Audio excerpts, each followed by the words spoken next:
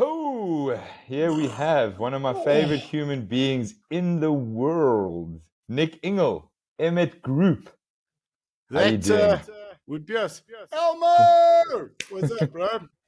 Listen, I put the pocket square in fancy for you today. So, Yo, dude, you're looking fly.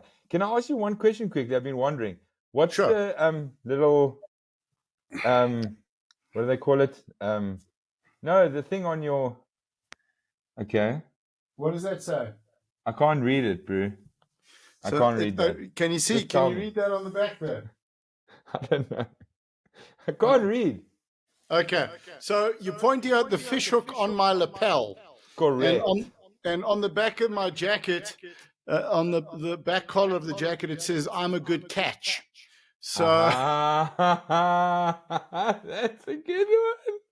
so there you go. Oh, It's a lekker, lekker. conversation starter, hey? Oh, yeah. I'm a good catch. It's a good. See, I should Yeah. have asked you earlier, but anyway, we haven't. Yeah, Okay, no, cool. that's cool. Yeah, thank Nick, you. We just came off my podcast, dude. So wow, you made me honored to be cry. here. You made me cry.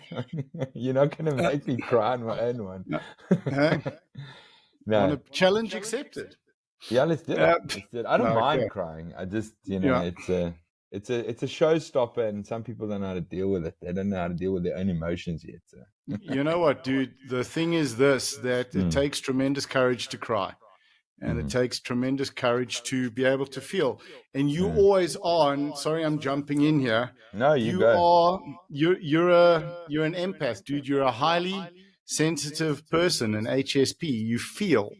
Mm. And yeah, I wasn't able to cry for many years, though. As you know, with trauma we block that stuff out. yeah, And we want to 100%. talk a bit about your life as well. But Nick, I Cool. met you um, when we were selling insurance, and you were essentially like a mentor at the Hereford Group, which was a Liberty franchise, and they had just opened in Cape Town, and you were one of the guys that came because I think you're from Cape Town. You Mm, matriculated Camps Bay, and so you knew Cape Town. So I guess you were asked to join the team there so that you could start doing business in Cape Town and assisting with that. So you came in as someone that had come from the Joburg business and had put in some time there. And I didn't know much about you actually until you left all of a sudden.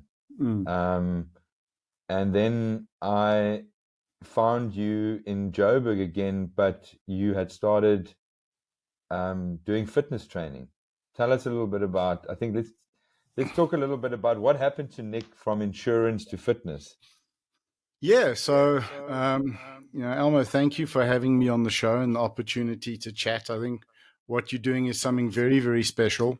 And it's something that's needed because people need help with their direction and their guidance, and they need to hear other people's stories.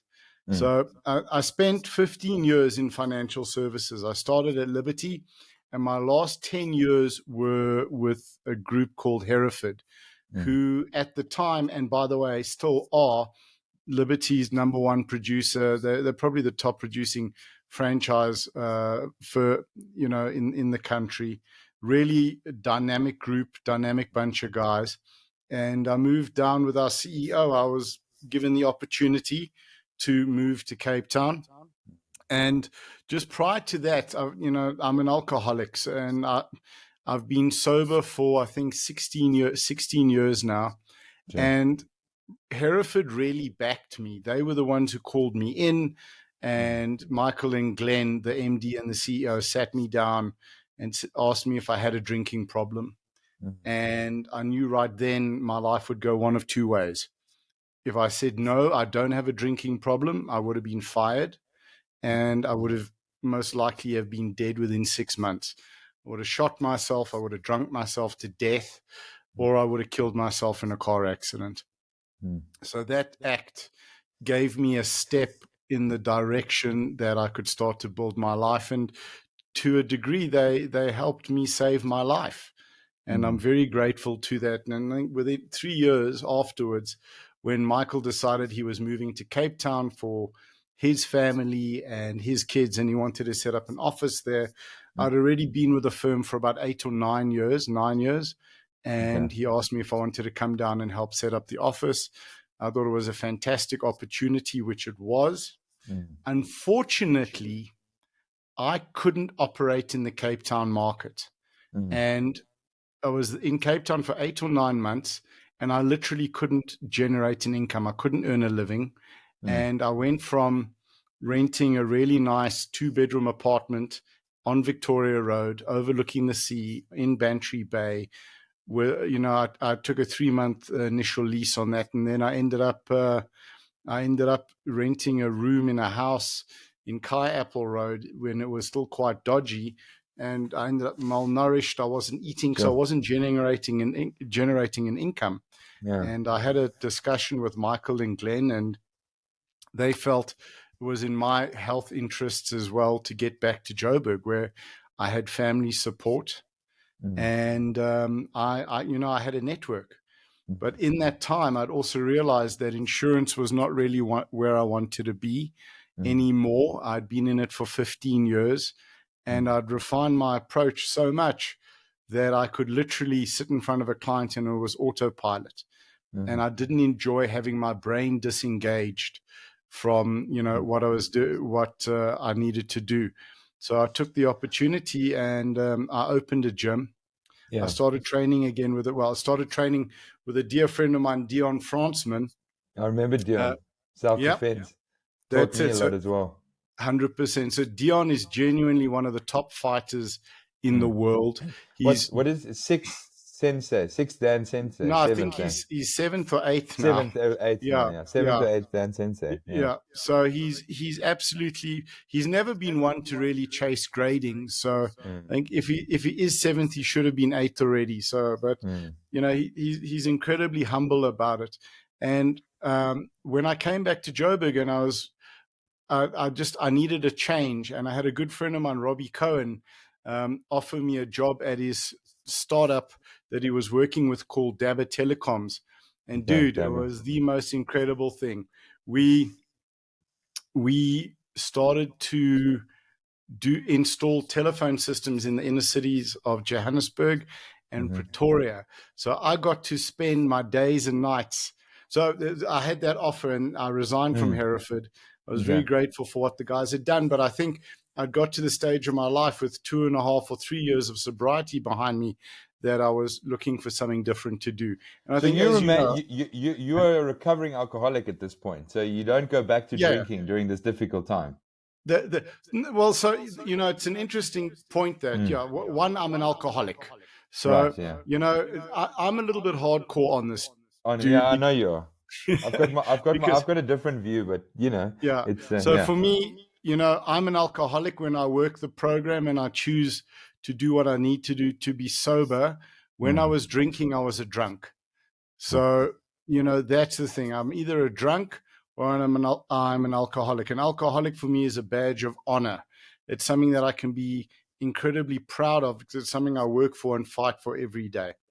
So I do understand the term recovering alcoholic, but we're always recovering, absolutely. Right. But for me, it's just, alcoholic.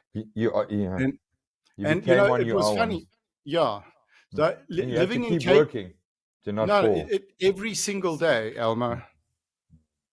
Every single day. I wake up, I might have 16 years behind me. I don't really track it that much, but every day is day one.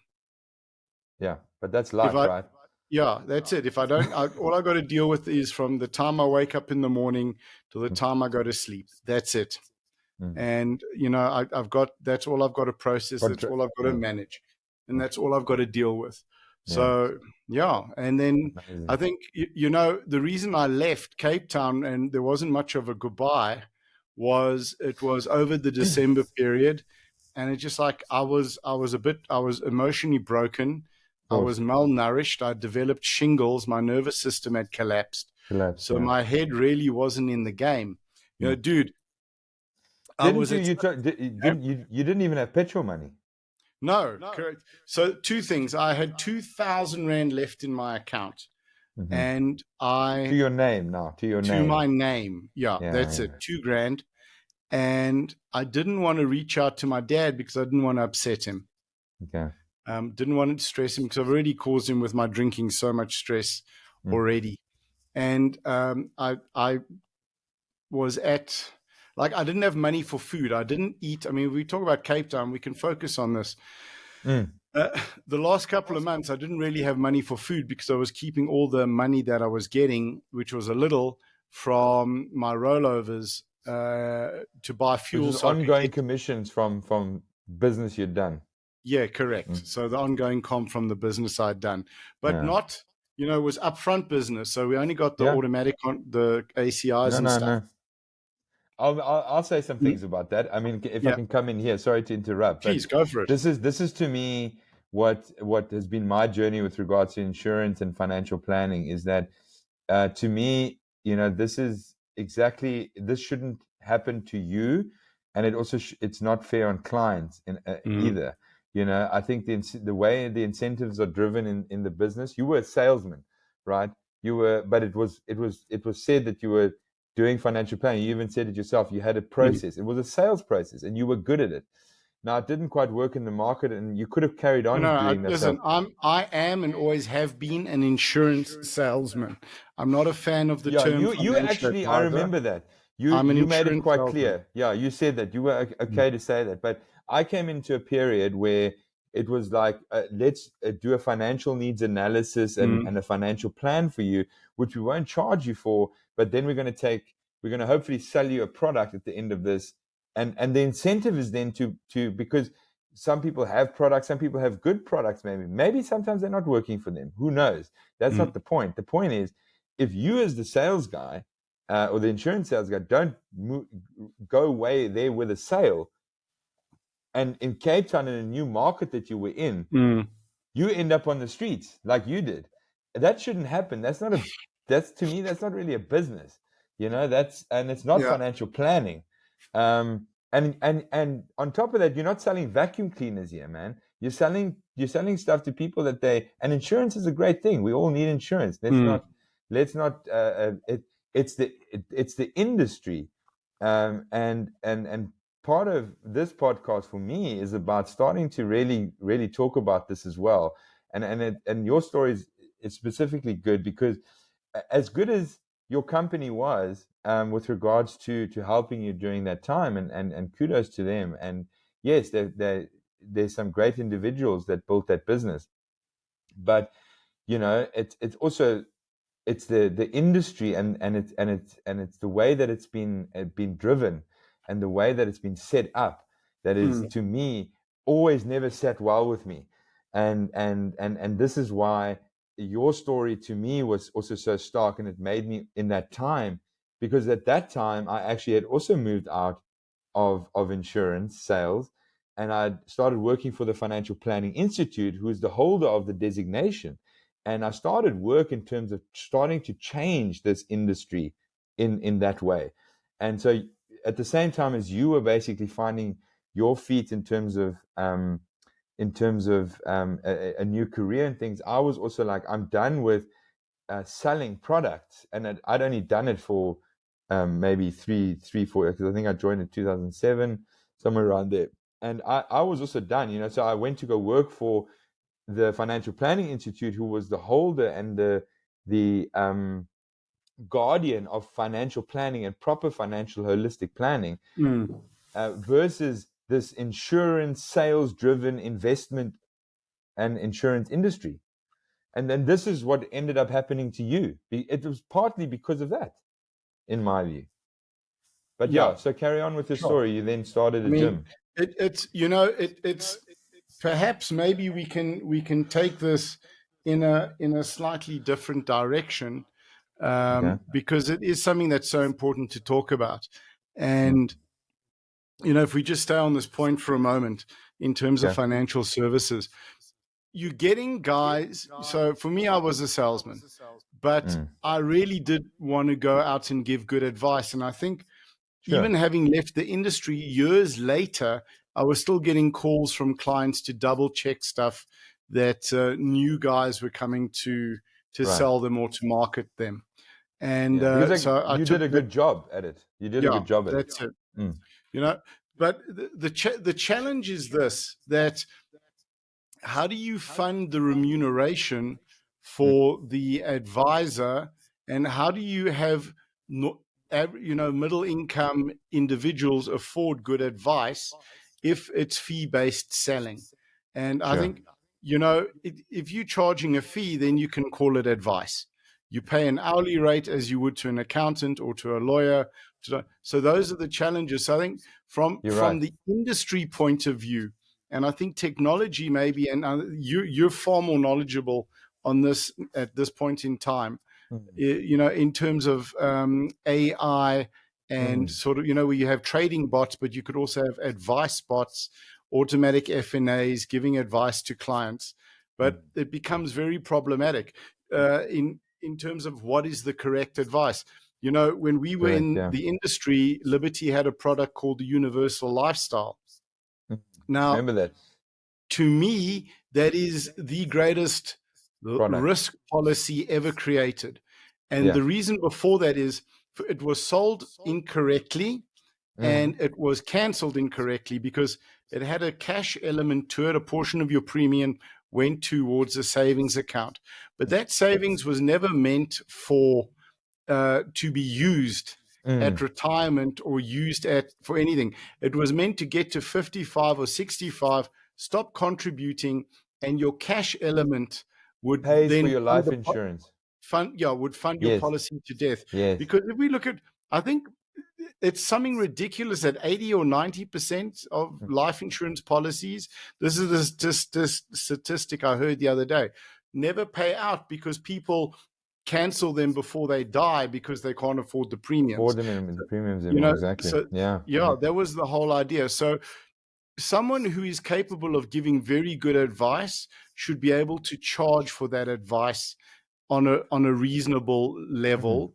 Of course. But how do you fund that then? Yeah. No, I think you raise a good point. And I spent a lot of time at the Financial Planning Institute Mm, doing research and trying to get input from people that had these views. And I've also moved out of that in this time. So I wouldn't call myself an expert in that field, but that was exactly the challenge. mm, Um, it's this again, it's this, there is no, there isn't a good answer to this. That's at the end of the day, the ultimate answer, because I don't think anyone's really found a way to do it. yes. But we know, we now I, know s- what not I to see do. you planning. I see you planning a new business already. So, In my head. No, yeah. I think that's part of the for me that's part of the podcast, Nick, as well. Mm, It's to kind of maybe start talking about these things and getting to some answers. But I we didn't really find the answer. Well, mm, when I was at the Financial Planning Institute for about 3 years. After that, I still was involved in trying to, because there's a whole regulatory element to this, where the regulator's driving it as well, saying that there's got to be some give and take. And yeah. definitely at certain levels, you can't expect people to pay for advice. Yes, there must be products, good products, that pay commission. Mm, It's okay, that's not a problem. It's just the way that it was, I think, packaged and the way that it was driven. So behavior has to change, right? And I also believe that with technology, as you mentioned it, people should be empowered to make and easily get products on their own, because I think that's what mm, most people want to do. If you look at, being able to get very simple investment products, for instance, you should be able to go direct, because I think when you're young, and when you also, if you have some level of education, you can now, there's so much material available to learn about these things as well. You should be able to make your yeah. own investment and buy your own insurance, and it shouldn't have to be an intermediary, right? Well, hold on. I mean, you hit on the point there. Let's talk about education. Why Yeah. is this not taught in school? Why is investment, savings, Mm. risk planning, all of Mm. these things not taught in school? If you can bring that into the syllabus, Sure. then now you can have people making educated, informed decisions on their own. Well, to be fair, I don't know much about the education field, but for my kids, I Mm, know my son specifically. they do have, depending, I guess, on the school as well, they do learn a little bit about the basics around credit cards, bank accounts, credit versus savings and things like that. So there are those basics. And then I do believe that, yes, I think organizations, I mean, for instance, the Financial Planning Institute itself that I worked at has a program called Money 123, which is a totally pro bono service that members of the Financial Planning Institute can be giving. So organizations like communities, churches, community organizations can invite people, and there is no incentive to go and sell them anything except to just give them some basic financial education. So that is available. I think it's just a matter of people, of awareness as well. But I agree with you. Education first, like learn the basics, then start doing some of your own research. I think, as I said, the product providers in the industry need to start realizing, that the approach needs to be a little bit different. People need to have access to these products easily, the simple ones. And people then, what I did find in the research and what we did, at a certain level, if you, like you said, someone might not be able to afford advice, but if they get to a point where they are able to have some funds available because of the good decisions they've made in terms of money, they'll get to a point where it gets harder, because more money means more problems sometimes as well, more tax problems, more structuring problems. And that's when you need the advice. And that's where you get, and will then be able to, and it would be at a level of what you need. So, you will also grow. I think that is the important thing. As you grow in your money journey, you will outgrow certain advisors. I mean, I, for instance, felt when I was working in this industry, I'd gotten a postgrad diploma in financial planning. I mean, I can do planning for Jeff Bezos, in terms of his international trust structures and things like that. But I never got the opportunity to do that because I'm helping normal individuals. So you don't necessarily need a high level of financial education to help people and give them good advice like you did, because they only needed a certain level. So I think there's different stages. But let's talk a little bit But more about you. the remuneration structure needs to be different. I Yeah, think, there needs to be thought around that, and there needs to yeah, be thinking around that. because You're right. when there's commission, you're always going to attract the top performers who will always be the salesman. Not Exactly. necessarily, and not Not saying that they're necessarily not the giving best good advice. advice, Yeah, but but exactly. you, But you are going to get the good salesman. So okay, so then tell us, you then started this awesome, amazing uh, um, group of gyms, which, as we've said on your podcast, I started yeah, there because I yep, moved to Joburg for a couple of years, and somehow got a hold of you. I can't remember exactly how, but I mean, I'm grateful for it. And I started training I, at your little gym that was a yeah, little, it was a personal private gym of someone's house. yep, Awesome place. And I remember it was every month we would get a new kettlebell. yeah, You'd say, "Hey, Alma, I've got a 15 for you now. Now that you've been yeah, training for it." It was, you organically built your gym yeah. from like nothing. So I think I was very fortunate to have a good friend of mine, Dave, afford me some space in his home gym. Mm, And the deal was that I didn't pay rent. I just maintained it. I bought the toilet paper. I kept it clean, mm, those kind of things. And yeah, when I started the gym, Dion approached me and said, "Look, I've got these two students, Dean and Shlomi. I don't want to train anymore. I don't want to coach anymore. yeah. Will you take them over?" And that's how it started. Started Tell us a training the little bit guys. about Dion, because we talked about Dion on Yeah. your podcast. But Hmm? who's Dion? Oh, okay. No, I think we spoke about Dion here, didn't we? No, I don't Oh think we no, we did. spoke about Dion. Sorry.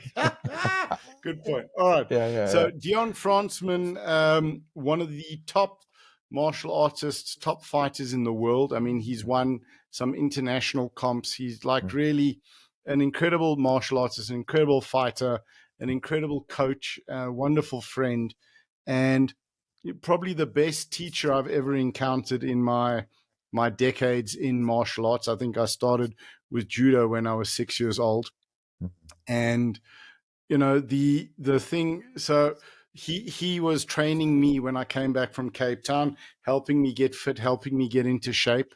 And by shape, I mean, helping me deal with my emotional stress and my anxiety, because I was emotionally, physically, psychologically broken, and just malnourished. It was not a good place to be. And the training really helped. And we ended up training 4 or 5 hours a day, 5 days, 6 days, 7 days a week sometimes.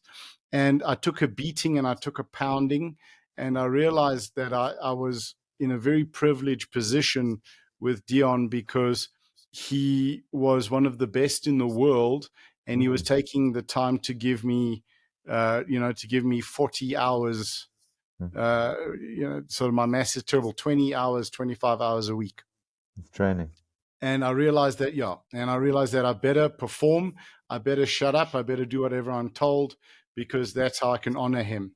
And after about 14 months, he said he's got these 2 young kids that want to train, but do I want to take them? So I said, absolutely. And you talk about growing the gym and buying a kettlebell at a time. And what I loved about that is, when we had a bit of money in, we bought the bell. And everyone knew, like, we were saving up, everyone at the gym, we were saving for equipment. It was the most wonderful thing. Yeah. Yeah. It became a community thing when we started to get more equipment. But when I started, it was with these 2 kids in a park for 75 Rand each for the session.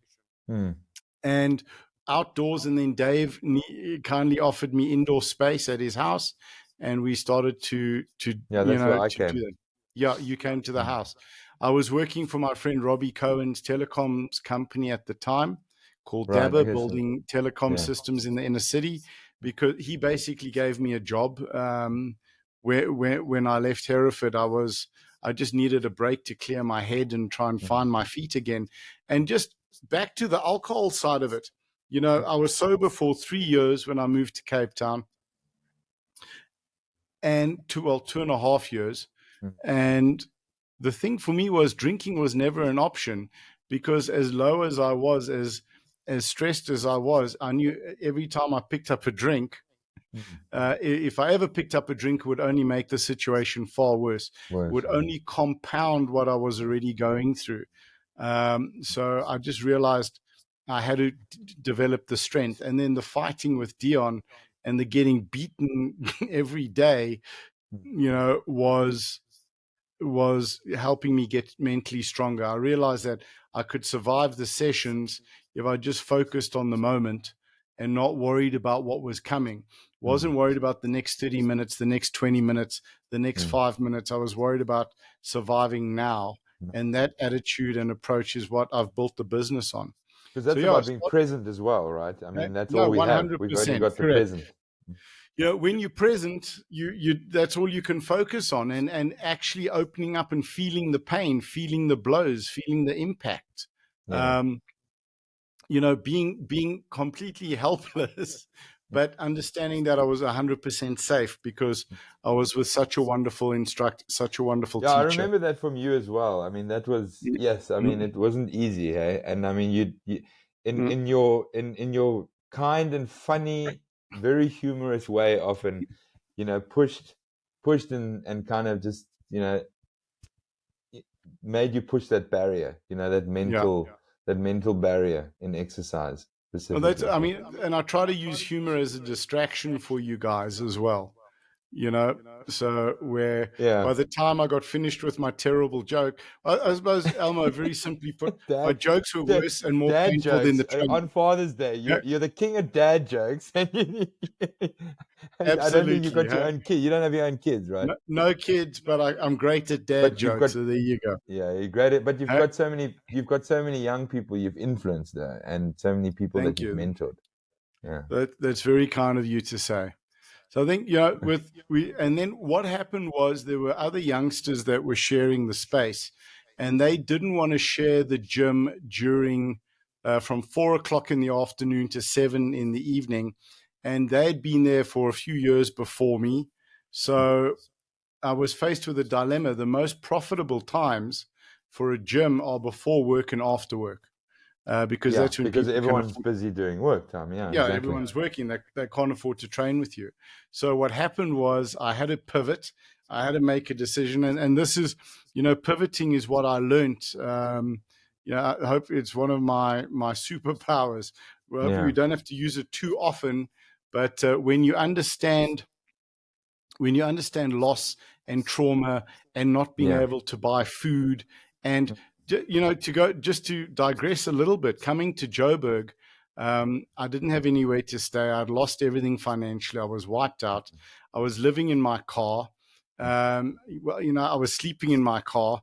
I stayed at my dad for 2 weeks, and then I thought I don't want to be A more of bother. a burden on him and his girlfriend. It Now wasn't that fair also, on but them. that also comes from some of your trauma, not being a Yeah. burden on your dad, right?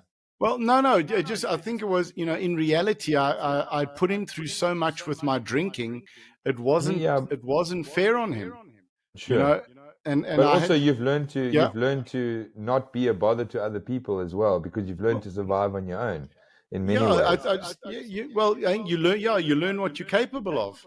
You know Mm, that you can. So a friend of mine, Ian Levitt, very kindly gave me his apartment to stay in rent free. okay. While I got back on my feet, that was a huge thing. And but there was no furniture. I slept on the floor on a little foam mattress, a camping mattress that a friend of mine had lent me for eight Mm, months before Ian found out and actually sent me a bed. mm, And so I'm here today because of the kindness of my mm, friends and my family. But yeah. so in that time, you go through that kind of stuff. You realize, okay, these kids don't want to share the gym. Mm, Fine, but what do I do? So what I did was I spoke to the guy who owned the house, who was mm, working for a financial services firm, a multinational, and he mm, said, "Well, go and chat to my mate here at Stanlib, mm. and my other mate here at Deutsche Bank."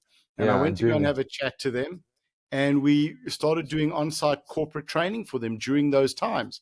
Doing So yeah, when yeah. I couldn't be in the gym, we moved out into the corporate world and Mm, we expanded. I mean, Liberty, Stanlib, mm. we do many of the multinational banks, and that's Yeah, because how. employee wellness and the fitness element is obviously also very important, and that Absolutely, they're yeah. always looking for ways to improve, And they take it and very add. seriously, for Yeah. sure. Mm, So, that grew very nicely. I set up the Emmett Academy to develop young coaches and mm, train some coaches. I had some young guys that I worked with through one of my clients from Queens High School. mm, They were really good kids in a really challenging neighborhood. mm. And, their principal's a great guy. He really, that school is as wonderful as they can make it, but it still has challenges, and particularly the surrounding area is not safe. There's a lot of drugs, and there's not future prospects for these guys because they didn't have the means to, they didn't have the means. Never mind varsity, they didn't have the means to afford their next meal. Yeah. And I saw these wonderful guys with all this drive, effort, and determination and willingness to work, Mm, and I didn't see them getting the same opportunities that they rightfully deserved. mm, And I'm very much an anti-entitlement person. I don't yeah. I don't believe in entitlement. I believe we are entitled to nothing. But Mm, I do believe that when someone has that effort and that determination and that drive and that grit, and I'll share two stories with you on that, that it's our responsibility to support them. yeah. So I went to their school. We did some training with them on the field. Exactly. It was 100% pain in the park, Yeah. and you can testify Yeah. to that. Yeah. Yeah. And, We you did know, outdoor training as well, obviously yeah, at times, and then I started doing a little bit in Pretoria. yeah, Yeah. 100%. Yeah. Oh, Yeah. they gave me a lot of nachas, a lot of Yeah. pride. Yeah. And Yeah. Just carrying on to paying forward a little bit and just that's it, getting some of the 100%. people rounded up there and just Okay? doing because you don't need a lot to do exercise, right? It's great to No, have equipment, but you don't yeah, need a lot. you You need your need body yourself. and an imagination. Yeah. You Yeah. know, just two stories that I think you'll appreciate. Mm, I got they said to me, can they come and train? So the gym was in Glen Hazel at the time, our head office, and they were in Bears Valley. So they had to walk up Sylvia Pass, down on the other side. It's a long walk, Mm. and it's probably an hour, 2 hours, 2.5 hour walk. It's not a short walk. And two things impacted me and why I started the academy. One day I arrived at the gym and it had been pouring with rain. So you know what a Highveld thunderstorm is like. Yeah. You can't see 2 feet in front of your face. Mm. And I thought, geez, these poor oaks, I hope they're okay and they're safe at home, because Mm. I wouldn't have walked in that rain. And I got to the gym and they were there sopping wet. The storm had started and they started walking in the storm and they got there. And I Got there. realized, okay, this is how The important this is dedication. to them. Yeah. It's That it's was the, it's it's yeah. funny how it's an interesting Mm, point. I just want to come in there. I find it please. now these days as well, because I think you and I do the same thing. We give people the opportunity, and it's Yeah. up to them to see if they take it, right? And it's interesting to see sometimes how some take it and some don't, and Mm, how much more we give once you see that person take that opportunity like they did. I mean, there was no absolutely. excuses, right? No For sure. excuses. And giving the opportunity is crucial, but just as important is guiding them with the opportunity. Sure. Because when you're coming from a background of understanding opportunity and understanding its value, you understand the value. But when you've Mm. never had an opportunity, Yeah, you you might not have, understand it. Mm. yeah, and you have to, that's what I learned as well, is you have to mentor and guide them to Right. empower them to use that opportunity. Yeah, true. Yeah. Dude, So you like can't just give and take away so quickly. Oh, you didn't yeah, take the opportunity. You do. Yeah, you do need to listen, guide with it. I'm not, I don't want to mention names, but I set up a drug a meeting for Yeah. addiction at one of the universities, Mm. and through the career counseling unit. And one of the things that I saw was kids that were at university because they were pushed into university because of their race and their background, Mm. but they were there and they were in varsity, but they were sleeping on park benches and they were getting food out of there was like a charity line, a free food kitchen. These were wonderful kids that were put in a position and given an opportunity at being at university, but that was the end of the support. Yeah, which also The doesn't really housing help, wasn't eh? available. Yeah, the Mm. housing wasn't available, all of these things. So we can't be angry with these kids. And a lot of them turn to drinking and to drugs Yeah. because varsity is a lot of pressure, Yeah. socially even. And then how do you compete? And how do Yeah. you impress girls, Yeah. when you're queuing for food? So Tell me on these, that point, Nick, yeah.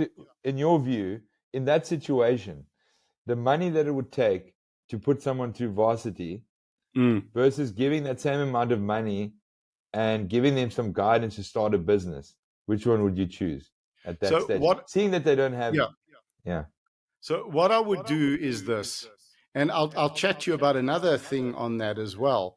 mm, What what I would do is this. I wouldn't tell them, I'd ask them, what do mm, you want to do?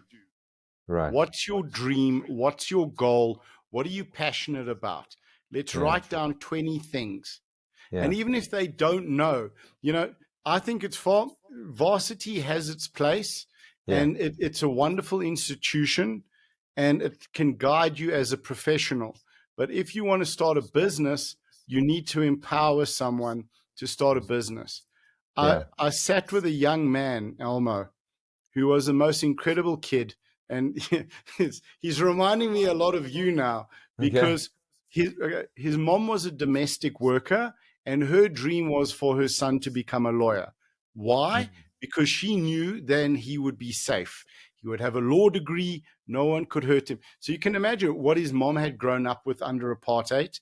And, mm, and she was an older under the struggle. But he mm, didn't want to be a lawyer. He wanted to be a hip hop artist and mm, produce music. I mean, a music producer, and he was really good at it. But the fact yeah, that he was failing, he realized his mom had saved her whole life as a domestic worker and had denied herself so much Yeah, to do to that. put her son through university, and he was tearing himself apart with guilt, Mm. and he was drinking, and he was. So what I said to him is, look, you got to find a way to combine both. You Yeah. know, maybe do the And there law is a degree, way. There yeah, is a way and because I then think, represent artists. yeah, You know, that's exactly. I mean, one of the things I always kind of knew I didn't really just want to mm, be an attorney. Studying law, for instance, I'm quite a creative person too. I mean, I was actually going to go maybe into like graphic you're a design very because, creative person, dude. You know, not thanks. quite. Yeah, No, no, and but I mean that seriously. I mean, I look at some of your social media content, the mm, videos, the music, the string of photographs that you put together with your trip to Paris. mm, That told a story. You know, you're a yeah, wonderful storyteller. yeah. So I mean, I always knew I Elmo, didn't. take the Yeah. compliment. Thank Thank you. you. Thank Okay, you. there we No, go. no, thanks, Nick. I mean, it's good to always get feedback, good and Yeah. bad. But I mean, on my socials, the feedback has usually been quite good, and it is something I really enjoy, and that's it's the only reason I do it. I mean, even this There you podcast, go. it's got nothing to do except for the enjoyment of what I do, and Mm, but with the law thing, just to get back to that, I mean, I did sports law, for instance, as an elective subject in my fourth year, because I definitely wanted to do the sports management agent thing at mm, some point. But your life also takes you in different paths, and funny enough, that's something that is happening now, but more together with my son because he is also like he got much more opportunity with regards to sports. He's had all the mm, choice. He loves, he's played rugby most of his life, but he's now taken a little bit of a backseat with the sports. Is because he does it for the enjoyment, and I've gotten to understand. I pushed him a little bit hard at some point. I was like, because he went to a good school that plays good rugby, and he kind of COVID did have a big impact. I'll say that his path may have been mm, different, but he's kind of taken a backseat. Even with basketball, he's really good. He's definitely, but he also doesn't want to do anything, say, professional with that. But he does love sports. He does love rugby. He does love watching it. And we actually discussed it the other day that it's, maybe that's something I can help him build if that's what he wants to do, is to actually maybe he also wants to study law, but he's already thinking about the fact that it can give him maybe the opportunity to be a sports agent, whatever. And mm, like with your story, is study the law, do produce music, and then start helping artists, because it's one of the businesses that I run is Creative Lex, which is mm, supposed to be specifically giving advice to creative entrepreneurs, to creative people, because they are creatives. You need to just be a creative. I'm good at helping you structure things around that. Like, do you, okay, I want to be a music, or I want to be a music artist. Do you have a company? Are you doing this? Do you have a bank account which is separate? This business yeah. advice, and this is part of the podcast as well. Is the fact that a pure creative needs to worry about their craft.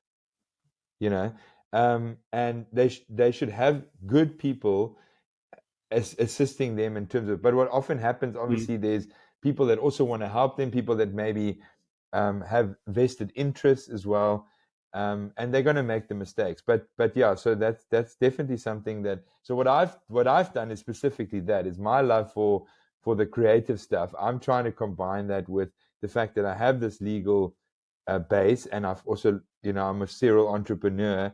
I've learned a lot about mm, business. I've also was a financial advisor, and that's where I met you initially. So I've got all this knowledge, and what I'm doing with it is, number one, this podcast is to kind of share some of that, and with the people that have influenced me along the way, and why I'm talking to people that themselves have a lot of knowledge in these areas, and then combining that in the businesses that I do, and that I'm involved in. But back to you, Nick. absolutely. So I think Um, just, with the point that I wanted to make was presenting someone an opportunity is only a portion of the gift of that opportunity. mm, You have to help them manage, learn to use that gift, and that an opportunity is a tool. You have to train someone how to use that tool, basically. That's the thing. So listen, then, a little bit of background. COVID happened. mm, I had 5 coaches. We lost 70% of our income, Elmo, in Sure. one day because 70% of our business was corporate. So I Yeah, no, no, literally, no one's going to work. yeah, no one was going. And also the corporates took the longest to come back. Sometimes, some of them even 2 years Yeah. before allowing people back on site because people kept getting sick.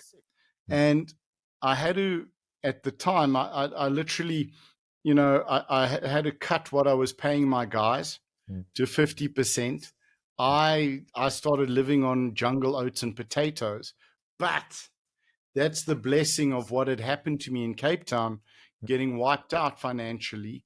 You were able Um, to handle that and you had yeah, learned because lessons. when I was in Cape Town at I was living on bread rolls. The checkers in Sea Point would take all the rolls off, all the bread products off the shelves at 8:30 at night before they closed at 9, and you could buy discounted bread rolls. I think I was buying 12 bread rolls for 50 cents back then, Mm. and that's what I was living on because that's all I could afford.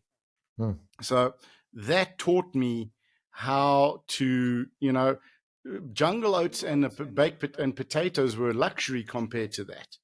Yeah. Um, Mm. and so I got onto YouTube and researched how to stream and go online. We took Yeah. the business online. Mm. Um, five of my coaches were, we got some of the guys' mobile phones. We got them Rain. I'm eternally grateful to Rain for that uncapped $200 product that they had because that Mm. enabled me to get my guys up and running. And Yeah. unfortunately, several of them couldn't deal with being in front of a camera. They Yeah. wanted to be in a gym. They were Yeah. young men. They wanted to be in a physical space. Their training is vitally important to them. And I think we did a great job of training them up to the point so that they went on their own. And I was left with one guy, my head coach now, Canius, and he runs the gym now. And we pivoted the business. We grew it to 15 countries worldwide Wow. online, and we're still serving a large portion of those online clients. Yeah. So with that also then came the need for music. Music wasn't an option because we couldn't play commercial music because YouTube and Facebook would ban the videos. So we started our own music label and we started producing music. We got 4 albums out. Yes. Started a media, an Company. Yeah. agency business to Agency. represent the young. We're still supporting a couple of young athletes, so to help support them, we got 6 of our guys got scholarships to go to Parktown Boys. With the Mm. original group of guys that we were training for rugby. Some of them got scholarships to go to university. But again, just because you have a scholarship to university doesn't mean you have money for food. And we help these guys weekly as much as we can. We sort of give them a weekly stipend. And, so we had the agency for that, for representation, started the media side, Emmet Media. Now we leveraging our technology. We've live streamed. So I had to spend all of this money on all of this technology, and it was only earning money a couple of hours a week. And so now we're live streaming sports events, Okay. primarily in powerlifting. We've done a Okay. couple of internationals, Okay. and on a very I'd say amateur, but level, we love it, and we've Yeah. had great response. We're running podcasts now for ourselves and for the sport of Okay. powerlifting. Yeah. And I think the other thing that I started was a lifestyle channel, which was primarily for my mental health because I lost my dad in January last year, and Yeah. he really was my best friend. And I was very fortunate the last couple of years with him, and him knowing me sober for 15 years, we built a wonderful relationship. And so the thing that helped me the most was pulling out all of my old insurance clothing from the Clothing. cupboard and from Is that why storage. you went? Is that why you started wearing ties and suits? That, that's with the gym, it was golf shirts and t-shirts and Yeah. cargo shorts. Yeah. So I made the decision, and yeah, so putting on my suit and tie Made every you feel. morning, it's 15 minutes of self-love, and that really helped me tremendously get through my dad's loss. And it Yeah. just was a little bit of 15 minutes where I could kind of focus on what shirt, what tie, what jacket, Yeah. what Yeah. waistcoat, was a lot of fun. It's And I had, nice. It's nice to dress up, because this was the thing yeah, for me. Just talking about that, and mm, it is something I want. So I'm glad you talked about it, because I suddenly saw this transition of Nick the trainer go to Nick dressing like mm, himself to the nines, and it looked great. But it's different when it's your own choice, right? And then when it's your own choice, because when we were in the insurance game, we were told we had to wear ties and suits, and then it wasn't yeah, as fun in some well, workplaces. But when you do yeah. it for yourself and for your own, it's really about that. I mean, what is your view on that?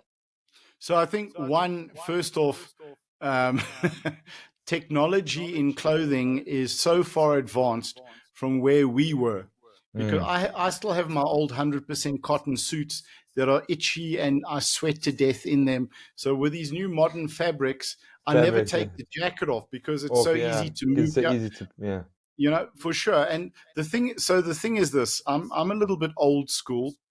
But yeah, I would always say when I was in insurance, I enjoyed the suit and tie because I represented, okay, it was out of respect for the client, okay, firstly. But again, it was mm, out of respect for the client without asking the client if they wanted that respect, if that makes interesting, sense.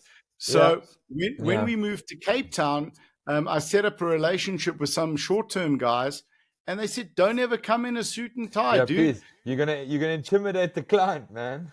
No, because they were like they're in jeans, Yeah. loafers Yeah. and pink golf shirts, Yeah. and they were all like, I mean, hippie mountain bikers, the most wonderful group of guys. So you have to be appropriate for your market. Yeah. For me now, is I'm an older guy. I get to choose how I dress, and I enjoy it. And this may not be forever. It might be back to golf shirts.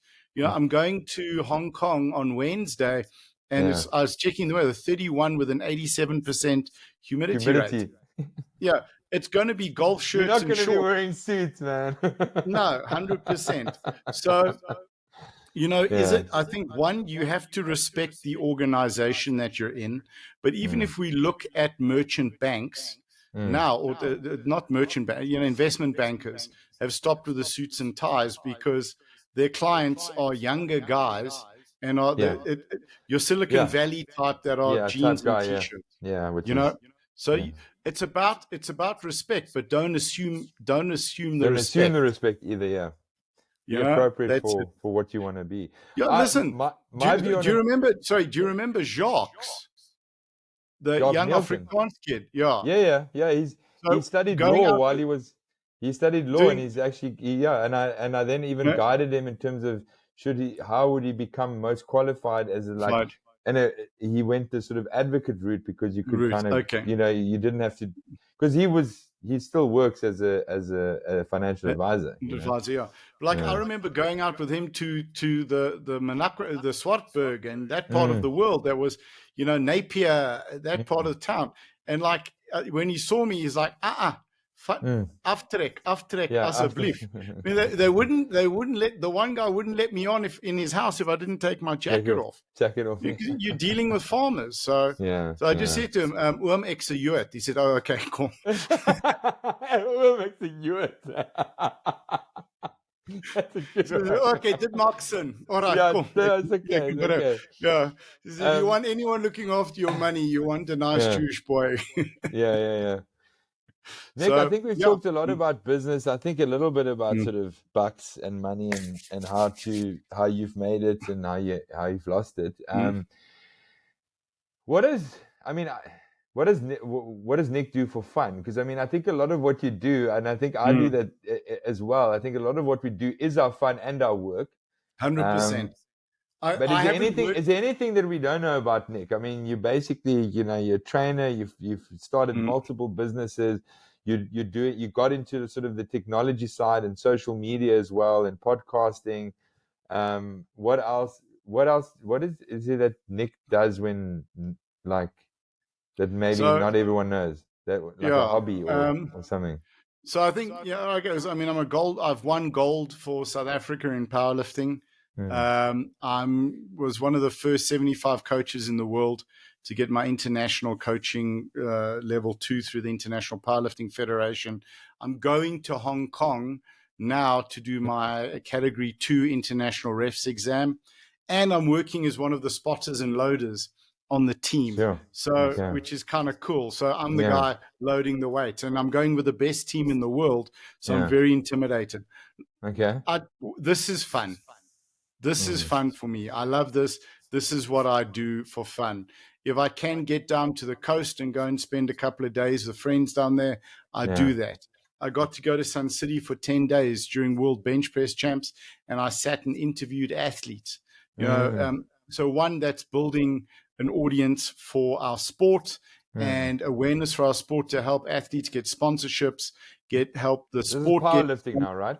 Powerlifting, Powerlifting, right? sorry, the sport of powerlifting. But it also then, you know, there's a wonderful spin-off for the podcast that we also get recognition and credibility and can help us work towards getting great exposure for other sports, because sponsorship's a big thing, you know, if you want to compete. So this is the kind of, for me, what I do for fun is finding new things to do and developing and mentoring those that can take over what we've built and watching them run it and grow it. So that's what I love to do. So, you know, I'd like to maybe get back into competing, back into lifting. Yeah, to do it yourself. I've been working. Yeah, I mean, you met me. I had a 6-pack. I was shredded. I mean, it's probably 40 kilos lighter than when you saw me in Cape Town. I'd like to get my 6-pack back, but I wouldn't like to get it back as much as I would like cheesecake. So, you know, what do I do for fun? I think I'd love to do a road trip to Luderitz with you. You know, that's fun. Cool. You know, I've been challenged to do the Clifton Coldwater Mile swim. I'd like to do that. I'll do that with you. I'll do that with you as well. No, I'll do it on my friend's boat. Screw you, man. So, you know, I'm too terrified of sharks. So that's what I'm working. So, like, these are the kind of fun things that I like to do. You know, yeah, like maybe some more sort of a couple of extreme things, like extreme adventure things, maybe. I'm a wuss, man. You know. You know. Well, then you make me do it. Make me do it. You be my coach. Okay, there we go. So how about this as an idea? What, you know, like for me, I want to take with the training, the sandbag product that we've developed. You know, and that's working so well. We're shipping it worldwide. You know, like let's go buy a couple of sets and take it to a school in Luderitz that's you know, not doing so well. Train up their coaches how to do it. And that's what I do for fun. Go to the Midlands, do a self-defense workshop. So basically get to travel, but actually incorporate the service and That's everything that I try and do, and everything that we try and do within Emmet is maximize the good. So, you know, if I am going to go on holiday, I may as well go and do a talk for a school or a self-defense workshop. Or if I'm going to do a lot of those as well, don't you? I mean, that's one of the other things is talk at addiction centers, right? Yeah, addiction centers, varsities, businesses, schools. Around addiction. So for me now, I'm growing my speaking career. I've got 3 wonderful mentors, you know, some of the top speakers in the world. You know, when you're sitting down with a guy and he's kind enough to give you his time, but he charges 50,000 US for a talk, you understand, again, the value that you have. So, you know, I've got some amazing guys that are supporting me and so the networks that I've built. And I think that within itself is the biggest reward, because when I was drinking, I was wondering why my life wasn't going anywhere and why I wasn't meeting anyone that I wanted to meet. But I was sitting on a bar. And, you know, Elmo, we become who we hang around. So if you want to change who you are, change who you hang around. So, you know, like that's the kind of fun stuff. So there's so much fun out there to be had, dude. You know, like I've never been to Namibia. I want to race. You definitely need to go. I mean, you're definitely on the team for my presidential campaign. So 100, absolutely. So, well, let's speak about that. When are you? We're not going to speak about it now. Nick. There's going to be there's a couple of other things I do really want to talk about. I mean, this is, I think we've always been part of a community. You and I, we've always been in each other's community. You have a podcast, I have a podcast. Our podcasts are in a community. I think we're going to have a couple more conversations in either direction. There's Absolutely. so much more I want to talk about, but I think for now, give us just a little bit about where people can find you on social media and things like that. And I think we'll cut it for today. I've got to go to a Father's Day sort of dinner, that late lunch, which I'm already a bit late for. Wait, And okay, we'll be quick then. 100%. no. I'm just, as I said, there's a couple of other things I definitely still want to talk to you about. I think you and I need to talk a lot more about mental health and all of that. And there's a couple of conversations that I want to have with you about that, because you're one of the people that I called when I was considering my life and if I wanted to still live it. And that's definitely, one of the conversations, was with you. And but give us so we're going to still talk about that at some point, but give us 100%. your socials, give us where can people find you. So I think for me, Nicholas Ingel, that's Ingel. I've got a professional Facebook page, YouTube channel, Twitter, LinkedIn. For the business, it's Emmet Gyms, Emmet Media, Emmet Agencies, Emmet Beats, Emmet Lifestyles, and Emmet Academy. So EMET, and then followed by that on all the usual social media stuff. And that's pretty much it.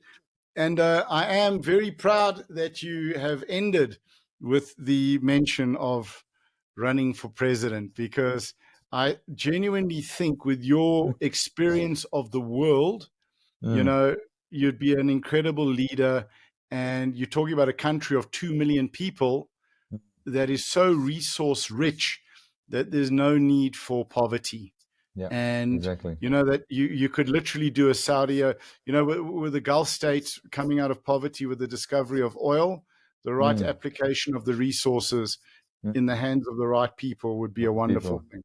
Sorry, dude, did you like that as a pitch, by the way? I think I'll make a good like I said, you're part of this. You've been the one that's been putting it in my ear most of all. But only for about 15 years, man. 15 years, yeah. But Nick, listen, I love you so much.